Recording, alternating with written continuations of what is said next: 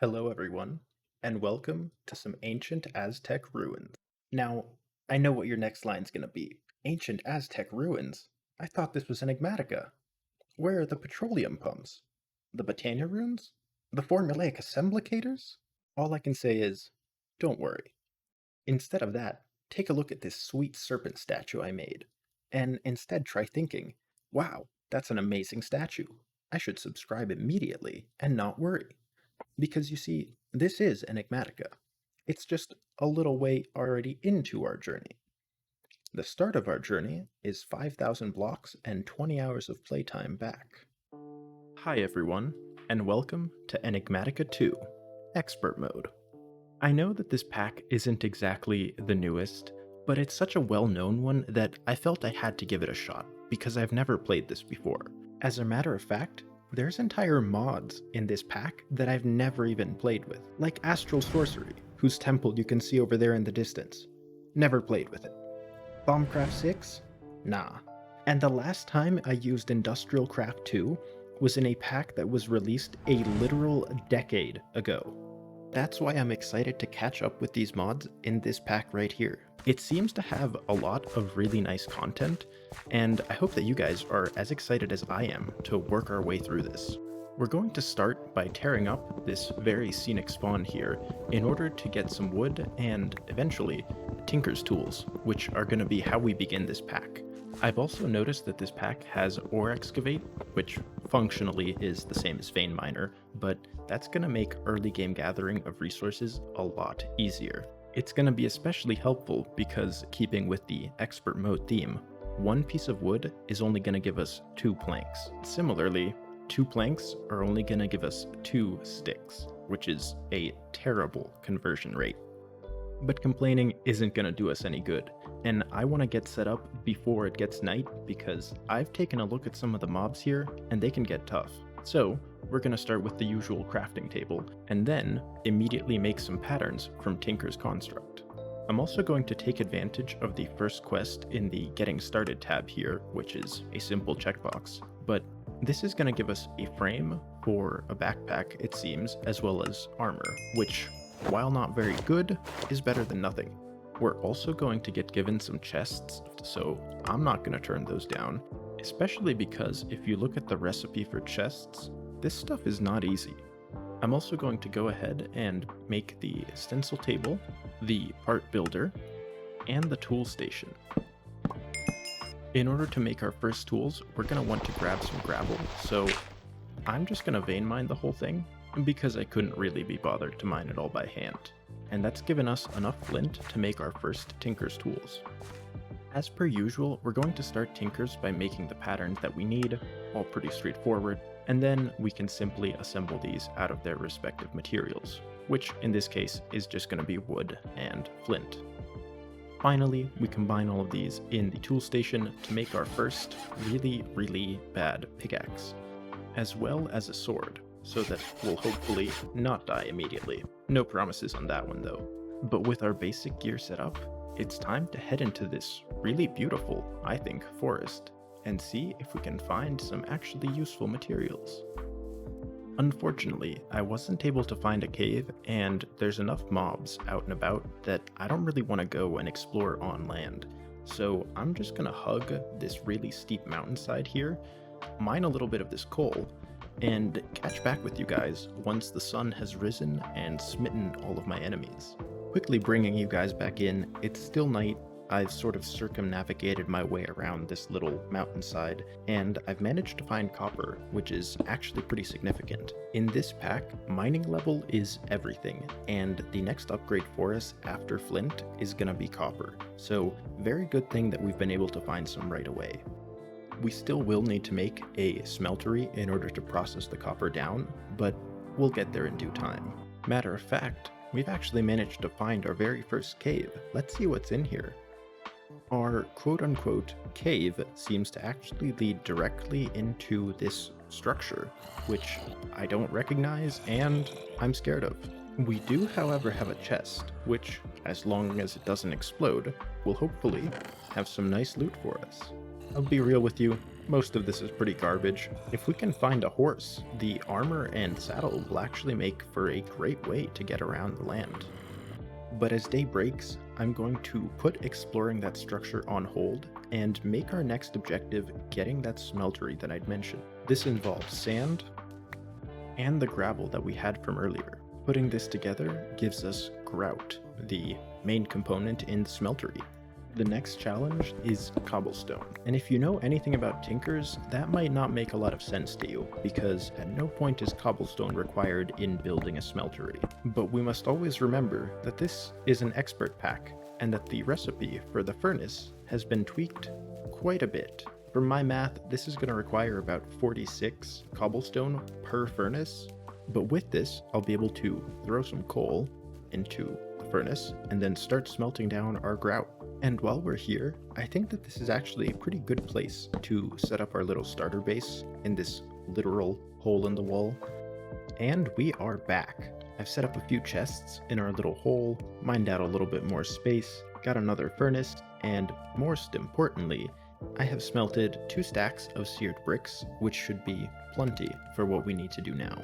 We're gonna start by crafting the simple stuff, which is casting table, the faucet, the drain to get liquids out of the smeltery, the controller, obviously the important bit, and then I'm going to spend the rest of our seared bricks to make a bunch of the actual block form, as well as a couple seared tanks. The seared tanks are what's going to hold lava, which we do still need to get, but all in due time. That's what these clay buckets are for. I'm going to set up our smeltery here in the back. It's going to be a 2x2 right now, which is probably a sin to most of you, as it should be, but this is all very temporary.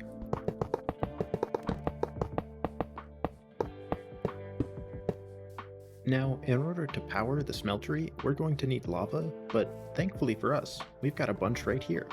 And while we were away, we seem to have found a volunteer for our smeltery. Let's see what happens when this copper melts. Rookie mistake. We're also going to want to melt some clay in the smeltery. This is going to allow us to pour it over a tool part and make a clay cast of it. The cast then allows us to pour actual metal into it. Unfortunately, they're one-time use. But with a copper pickaxe head, we can upgrade our current pickaxe and bring it into mining level 2. And by mining level 2, I of course mean mining level 1. I've found us a nice cave, and I'm gonna head inside specifically looking for Certus quartz, which is what's gonna unlock harvest level 2. Managed to find some pretty close to the entrance here, which is quite nice. And there's also an Enderman, who I am absolutely going to murder for profit.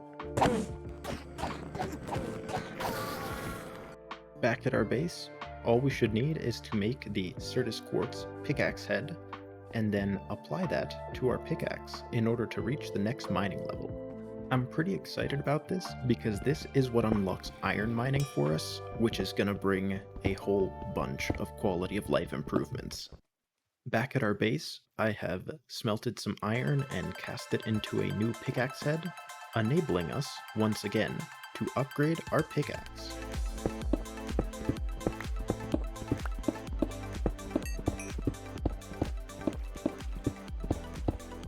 With a silver pickaxe, we can mine some osmium, and with an osmium pickaxe head, we can mine obsidian. With our obsidian pickaxe, we have reached the end of the tools that we can make with overworld materials. The next one, you can see here, is going to require cobalt, which is found in the nether. But honestly, I think that this is a good place to stop working on tinkers. At the end of the day, if I were to just run through all of these pickaxes and materials in one episode, it would be really, really boring. And I want to move on to something a little bit more fun. I want to start exploring.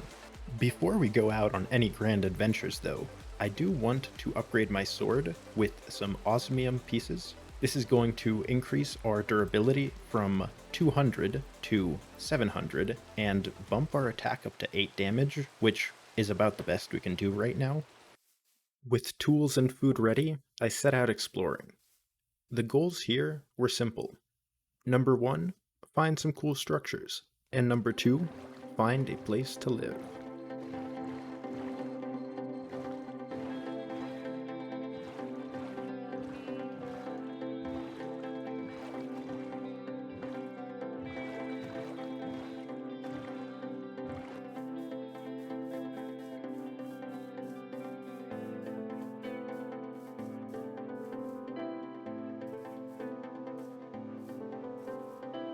At first, things were going great, but then I ran into one small issue.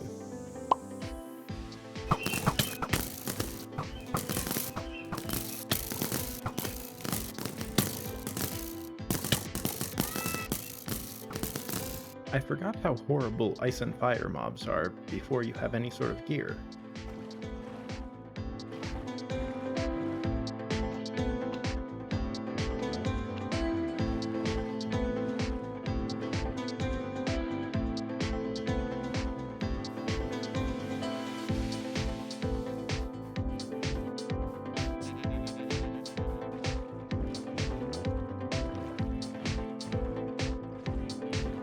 Looks like we've found ourselves some fellow adventurers of the high sea.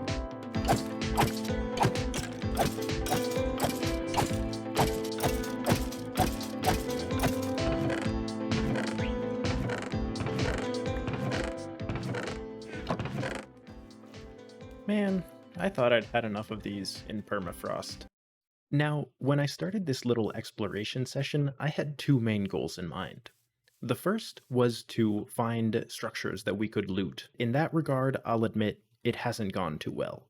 But the second goal was to find a place to set up our eventual forever base. And I think that we've passed all expectations there. This right here is a Sacred Springs biome. Although it is about 5,000 blocks from spawn, I frankly could not care less, because I absolutely adore how this looks. Just looking at it is giving me so many building ideas, and if everything's gone according to plan, you guys are actually already going to have seen the final product. But me, I don't get that luxury. I hope they turned out well, but all that I really want to do right now is get started on them. Now, getting started on building is a cool idea and all, but it overlooks one important fact. We are broke. Our tools are terrible. We have no blocks, and we have no ways of easily getting around. No flight, no jump boost, no nothing. Let's start fixing those. First, we're going to go mining.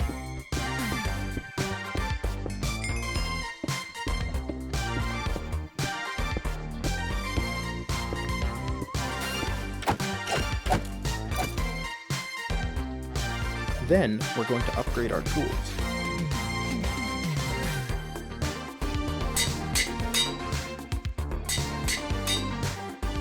More mining.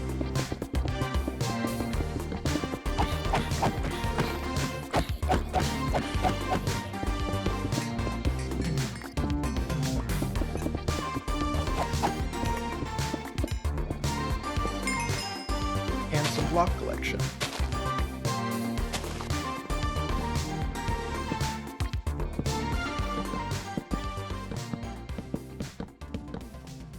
I thought I'd quickly bring you guys back in here. I've been in the middle of moving and setting up base over here in the new Sacred Springs biome, and, I've got the usual chests, furnaces, a 3x3 smeltery, as it should be.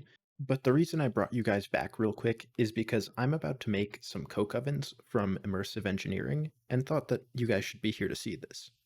The coke bricks are pretty straightforward. It's just bricks, sandstone, and porcelain clay, which is regular clay and bone meal, all pretty straightforward. Assembling those coke bricks into a 3x3x3 cube and right-clicking with an engineer's hammer gives you a coke oven. The reason I'm setting this up early, beyond the fact that this coke oven is just generally really slow, is because we need a lot of creosote oil in order to make treated wood planks. Treated wood planks are important because they unlock cheaper recipes for things like chests, and is even essential in making typical vanilla blocks like the piston. One of the other benefits of the coke oven is that it allows us to make this block right here, the small plate presser. This requires a piston, which requires the treated wood we mentioned, so it was locked behind the coke oven. But with it, we can put a block in between the plate presser and a piece of obsidian, and when you give it power, it will flatten that block into, in this case, iron rods. And also, its texture disappears, apparently. These iron rods, combined with a little bit of string, allow us to make iron frames.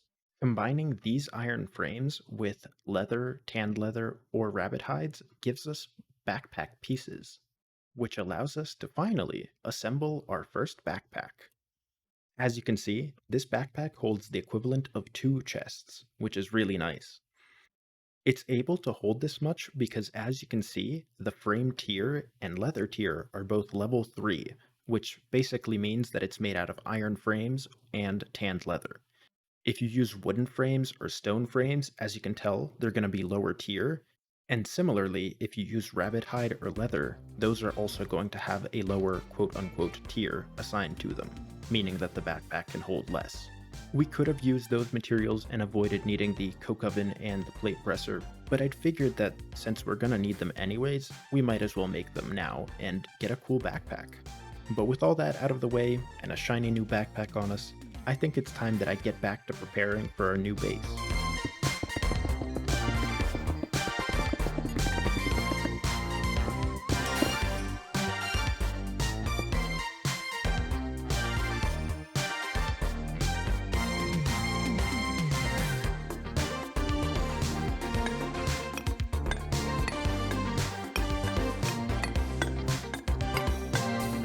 I've spent the last several hours mining, gathering blocks, setting up a little temporary base here.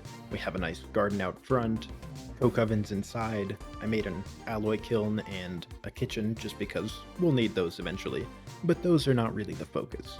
The focus is the build and what we're going to be doing in this little valley here. From the moment I first saw this, I knew that I wanted to build a Mayan or Aztec inspired build here. I think it would be amazing to have buildings going along the cliff sides here, and then having the interior within the mountain itself and all below us. I think that's going to give us enough room for what we're going to need in this pack, and I think that we can make it look really, really cool. As far as our block palette goes, we're going to start using a lot of these chisel varieties of moss stone. This is really great for us because all it takes to craft is vines and cobblestone, which is about as cheap as you can possibly get. I'm also looking for a darker block to use as a floor for this. For now, this arcane stone is a contender, but I might change that up. This one's not set in stone. Haha. And as we go along, we'll definitely be able to unlock new varieties of blocks and start adding color into this build, but for now, I think we have what we need in order to start sketching out an idea of what this base is going to look like.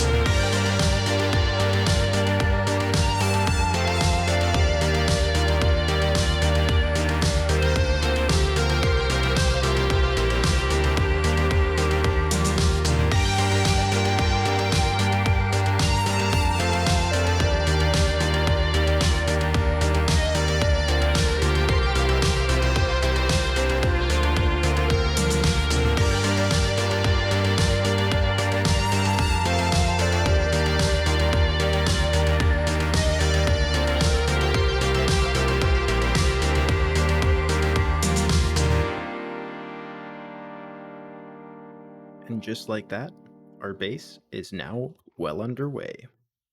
I wasn't able to get quite as much progress done on this building here in particular as I wanted to, but hey, I never claimed to be a fast builder. But despite the lack of detail, I think that we actually have a pretty good start here. As you hopefully saw in that little montage, there are three main buildings that I worked on. This one here, which is quite grand in scope, but overall a little flat, definitely built into the cliffs. This one here, which is smaller but more of a tower.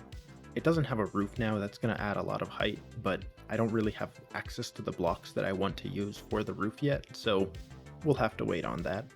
And then finally, we have this very imposing structure over here. The goal for this is to turn it into an absolutely massive pyramid.